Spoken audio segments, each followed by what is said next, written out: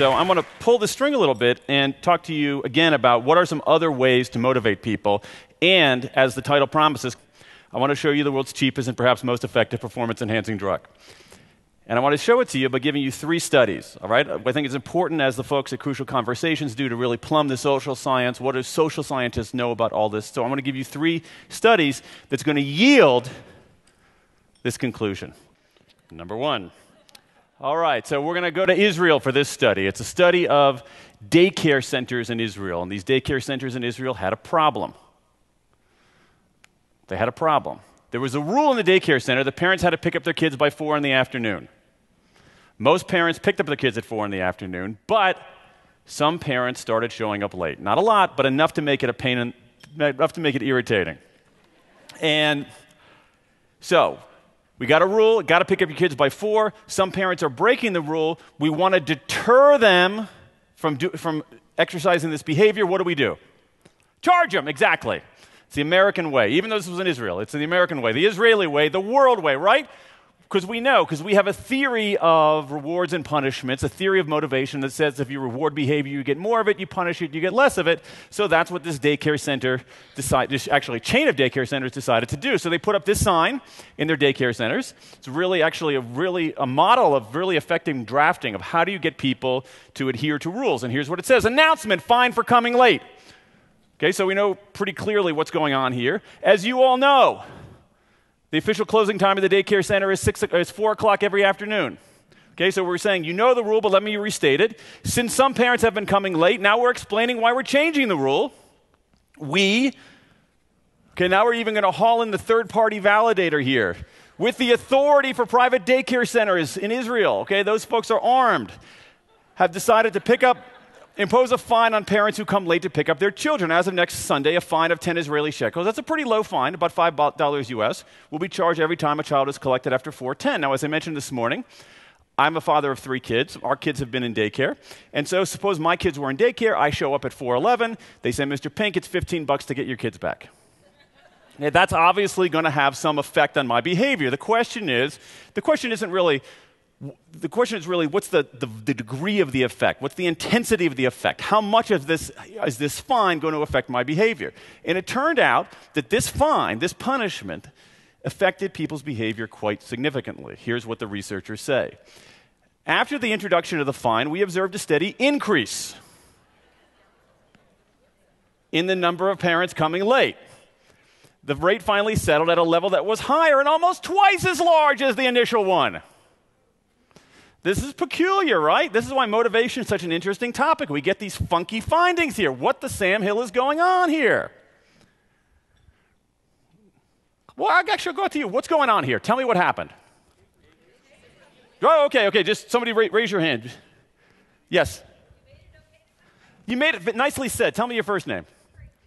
All right, Frankie. Give me your answer again, because I've now forgotten it.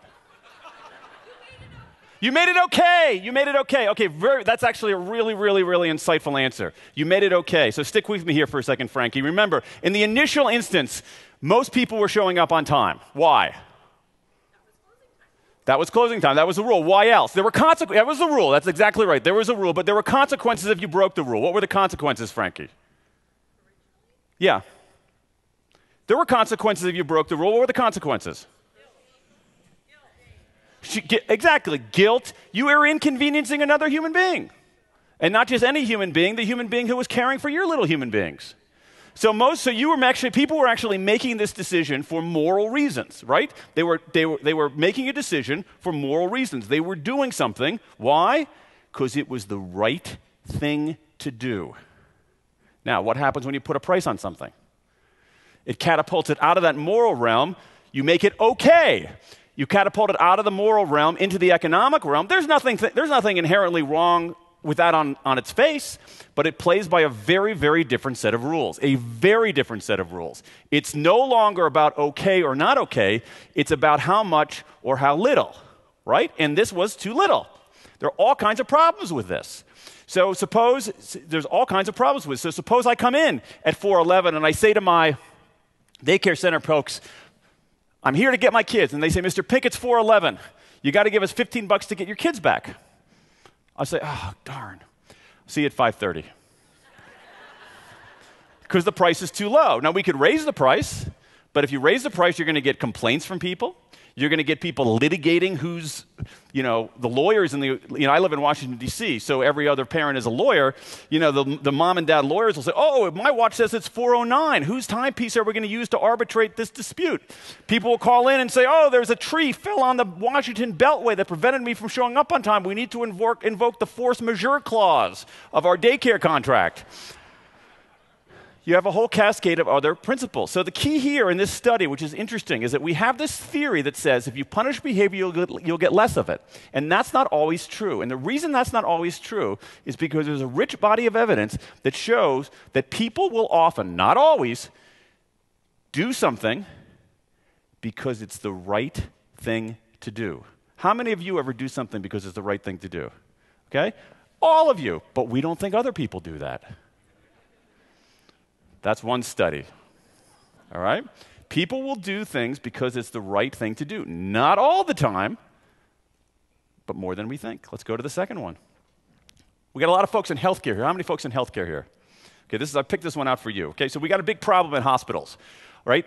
Hospital-acquired infections, extremely costly. Here's a story from the New York Times a few months ago. Extremely costly in terms of lives and also in terms of money. And the most efficacious way to reduce hospital-acquired infections is to get people in hospitals to wash their hands, right? Huge issue. How do you get people to wash their hands? Well, there's some interesting research out of the University of North Carolina that looked at this. Now, there are all kinds of mechanisms that hospitals are using. In Toronto, there's been some success in installing closed-circuit TV cameras and actually monitoring people and basically spying on them. Spying on people, which we would never do here in the United States. And there are other attempts, that story talked about attempts to pay people to wash their hands, basically incentivize that. It's a colossal failures everywhere that it's tried. But these two researchers at the University of North Carolina said, maybe we can persuade people, maybe we can motivate people inside of hospitals to wash their hands. So they tried an experiment, a really, really interesting experiment. They experimented with 3 different signs, 3 different messages.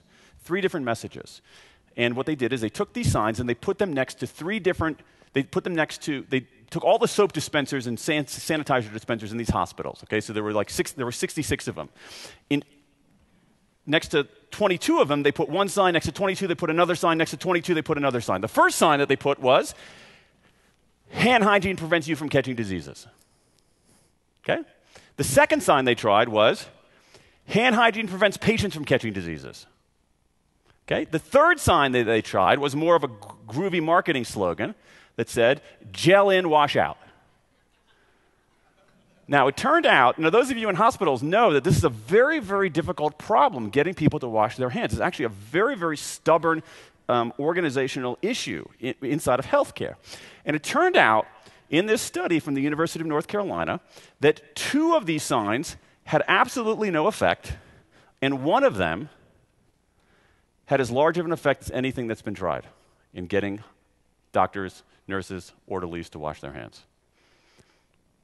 Which do you think that it was? We'll take a vote, okay? It's the afternoon. You're all jacked up on ice cream. We'll take a vote, all right? How many people think that it was this sign had the big effect? Hand hygiene prevents you from catching diseases. Okay, good guess. How many people think it was this? Hand hygiene prevents patients from catching diseases. Okay, good guess. And how many people think it was this one? Gel in, wash out. Okay, so we got it looks like a majority, definitely a plurality here. Let me see those hands again. Okay, now this makes sense, right? We're going to come up with something short and snappy and memorable. They look at it, they remember, and they take action. And this sign, gel in, wash out, had absolutely no effect. Now, hand hygiene prevents you from catching diseases. That makes a lot of sense. Self-preservation. And you know what? That sign had no effect. The one that had an effect was this. Hand hygiene prevents patients from catching diseases. Hand hygiene prevents patients from catching diseases. Why did that have an effect? Why do people go into healthcare? Many of you ask that question every day, I know. But why do people go into healthcare? Why does somebody become a nurse or a doctor? to take care of people, to do some good for the world. In bringing that sense of purpose, reminding people of the purpose actually had a dramatic effect on their behavior. We tend to think it's all about snappy slogans or basically reminding people of their self-interest, but you know what? You got a lot of people to act by talking about the purpose. Give you another one. Number 3. Now, I do this.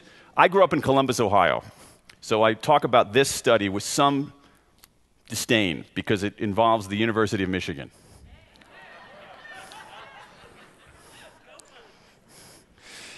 Just, if you're not from the Midwest, just ask somebody what we're talking about here. All right, so to study at a call center at the University of Michigan, and this call center was raising money from University of Michigan alumni. So the students work study jobs, calling people saying, hey, can you give $50 to Michigan, raising money. And so this researcher said, I'm going to try to run the call center for a few weeks. And here's what he did. He divided everybody into 3 groups. Everybody was treated exactly the same. They had the same scripts, the same general call list, et cetera. The only thing that was different was the 5 minutes before they got on the phones. So group 1, for the first 5 minutes before you get on the phone, you do whatever you feel like. Okay, you're our control group. Second group, for the 5 minutes before you get on the phone, you read letters, real letters from real people, testifying to the personal benefit of having worked in the call center.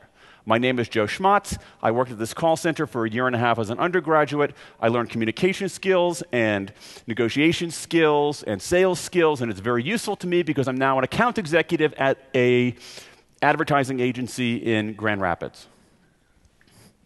Third group also read letters. Again, real letters from real people, just 5 minutes. But these letters were from people on the receiving end of the money that was raised. My name is Fred Smith. I couldn't afford to go to college, but I got a scholarship to Michigan thanks to some of the money raised here, and I'm now a school principal in Saginaw. My name is Maria Lopez. I'm an oncologist at the University of Michigan Hospitals. I do research on breast cancer, some of which is funded by the money raised here. So here's what we got. 5 minutes of reading about purpose, 5 minutes of reading about the personal benefit, and then 5 minutes of playing Angry Birds. Not surprisingly, the purpose group and the personal benefit group outperformed the Angry Birds group. But take a look at this third group over here, the group that spends 5 minutes being reminded of the purpose of what they are doing. They earn more than twice the number of weekly pledges and more than twice the amount of weekly donation money. Now think about that for a second. This is truly an incredibly cheap and effective performance-enhancing drug. Anybody here in sales? All right, so think about this. Think about if you had a consultant coming to your sales force who said, hey, I've got a 5-minute cost-free intervention that can double production. Are you interested? Kinda. And that's what it is. Over and over and over again, you see this. There's an emerging body of research showing that we're leaving purpose as a motivator on the table. We don't take people seriously enough. We think, oh yeah, I'm motivated by purpose, but not these great unwashed who I have to deal with every day. They're not like me. They're not as exalted as I am. When in fact, there's a rich, rich body of evidence and some really young, smart social scientists showing that appealing to a sense of purpose is extraordinarily effective in many circumstances. So what I want to do here is I want to give you one, again, cheap performance-enhancing drug. I'm going to give you a very inexpensive performance-enhancing drug right now. It has to do with what you're seeing on the screen right there. I think too often when we're in management and leadership positions, we tend to go crazy on the idea of how. Here's how you do it. When we're teachers or trainers, here's how you do it. Here's how you do it. Here's how you learn. Let me explain how to do it. Oh, no, here's how you have a crucial confrontation. Here's how you have a crucial conversation. Here's how you do it. Here's how you do it. And we lose sight on why. Why are we doing it in the first place? Why does it even matter? Why is it significant? And my experience over the last 15 years of interviewing people about their work is people are yearning for that sense of why. So my one recommendation to you is next week when you go back to your offices, especially if you have any nominal authority over other people, have 2 fewer conversations about how and 2 more about why. And I think you'll see an uptick in performance. I think you'll see an uptick in performance. Because the third leg of the stool, once we get past if-then rewards, we got autonomy, we got mastery, the chance to get better at something that matters, but also purpose. Also purpose. People need to know why they're doing things. And when I say purpose, let me offer a more nuanced view of purpose. You can think of purpose as purpose with a capital P and purpose with a small p. Purpose with a capital P is, I'm healing patients. I'm making the world a better place. I'm providing scholarships to poor kids. I'm ending the climate crisis. I'm putting a dent in the universe. I'm doing something significant. And you know what? That's awesome. That's great. That's fantastic. That's a very big motivator. But there's also another motivator that you can think of as purpose with a small p. Purpose with a small p. And that's just people knowing why they're doing something in the first place. And here's how I came to this. 12 years ago, I wrote a book called Free Agent Nation. It's a book about where I went around the country and I interviewed people who had left large organizations to go work on their own. They said, I can't take working in a large organization. I got to go out on my own. I know a few of you made that decision as well at various points in your career. And I did these long qualitative interviews with people. I'm happy to say just that this book, Free Agent Nation, remains in print even a decade later. It now sells tens of copies every year.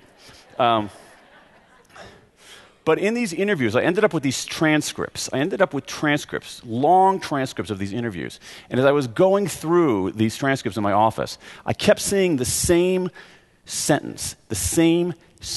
And the sentence was this. See if you can fill it in. They said, Dan, you know, another reason I left this large organization is that I felt I wasn't making a... No. See, difference is sort of purpose with a capital P. You know what they said? I felt I wasn't making a contribution. People were working, but they didn't see how it contributed. They didn't see why it mattered. At some level, they said, if I didn't show up, would anybody care? If I didn't show up, would there be an effect in the world? So think about that. Purpose with a capital P and purpose with a small p. Summoning each of those is truly an incredibly effective form of enhancing people's performance. Looking for ways to say, what you're doing makes a difference in the world. What you're doing makes a contribution to me and the people you work with. And last thought I want to leave you with is this. We tend to talk in business about the profit motive. And I just want to say for the record, the profit motive is a very, very good thing. It's a very good thing. I can make a good case that it's a good thing morally. But it's not the only thing. And at a certain point, it's just not enough. And so as you come back out of this kind of exciting environment here, what I want you to think about is that purpose motive, to recognize that all of us have it, that we want to do things that matter, we want to do things that are significant, we want to do things that make a contribution. And the more you can take that and bring it to the surface, the more you're going to see people performing at their very best. And again, I just want to emphasize, it's free. It's free. Thanks.